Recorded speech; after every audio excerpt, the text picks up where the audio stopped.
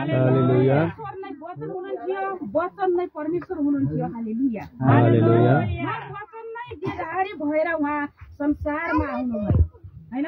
आज हामी यो वचनलाई बुझ्नुको आवश्यकता छ। हालेलुया हालेलुया बितेको हप्तामा जब प्रभुले मलाई दर्शन दिनुभएको थियो र जब मैले भनेको थिएँ यो भजन त हामी सबैले गाने सधैँ गाउने भजन हो, प्रभुले के भन्नुभयो, गाउने त सबैले गान्छन् त बुझ्ने कसैले बुझ्दैन। आज हामी साँच्चै गाने त हामी धेरै गान्छौँ, तर हामी कतिपयले बुझेका छैनौँ।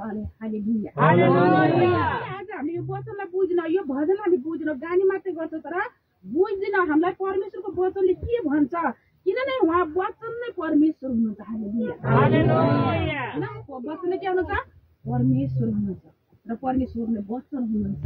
त उहाँले हामीलाई यो प्रेम पत्र हाम्रो निम्ति लिएर आउनुभयो संसारमा। हालेलुया ताकि उहाँ वचनलाई देहधारी लिएर उहाँ संसारमा आउनुभयो अनि उहाँले हामीलाई भन्नुभयो यो परमेश्वरको प्रेम पत्र हो। हालेलुया परमेश्वरले तिमीलाई धेरै माया गर्नुहुन्छ, आज संसारलाई धेरै माया गर्नुहुन्छ। हालेलुया उहाँले यो प्रेम पत्र हजुर र मेरो निम्ति सारा संसारको निम्ति पठाउनु भयो।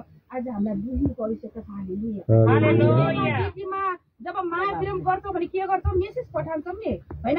म तिमीलाई प्रेम गर्छु, तिमीलाई माया गर्छु भनेर के गर्छौ, हामी पत्र हामी लेखेर मेसेज पठाउँछौँ। त्यसै प्रकार हाम्रो लागि यो प्रेम पत्र मेसेज हो, परमेश्वरबाट आएको। हालेलुया यसैले यस भजनले धेरै भन्यो त भने के भने प्रभुले भन्नुभयो यो भजनमा धेरै रहस्यका कुराहरू चाहिँ लुकेको छ भन्नेको मतलब आज भनेको छ बुद्धिमान हुनको लागि यसलाई गर भन्नुहुन्छ। हालेलुया आज जब हामीलाई किन पढ्नेको आवश्यकता छ, यदि हामीलाई बुद्धिमान हुने हो र हामी बुद्धिमान बन्ने हो भनेपछि आज हामी यो प्रेम पत्रलाई पढ्नेको आवश्यकता छ। हालेलुया के भनेको छ, अनि सुरक्षित हुनको लागि विश्वास गर। यदि हामी सुरक्षित रहन चाहन्छौँ हैन, हरेक शैतानको हातबाट, हरेक दुष्टहरूको हातबाट, बिमारीहरूबाट, यदि हामीलाई हरेक बन्धनबाट हामीलाई छुटकारा हुने हो भनेपछि, हामीलाई सुरक्षित हुने हो भनेपछि के गर्नुपर्छ,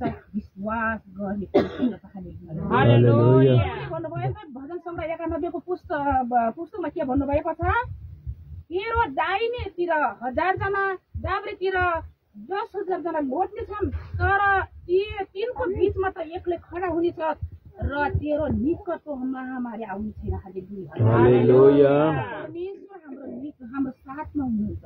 यदि हामीलाई त्यो असर हुने, हामीलाई त्यो महामारीको समयमा त्यस्तो दुःखको अवस्थामा हैन, एकाबाट 1000 एकाबाट 10,000 जना मरेको बिचमा यदि हामी खडा हुन्छौँ भनेपछि, खडा हुने हो भने हामीले आज विश्वास गर्ने आवश्यकता छ। हालेलुया यदि दाहिनेतिर 1000 जना, दाब्रेतिर 10,000 मरिजान्छन् भने हामी तिनको बिचमा हामी पनि मरिजान्छौँ, यो मुर्छ खाइदिन जान्छ नि हैन।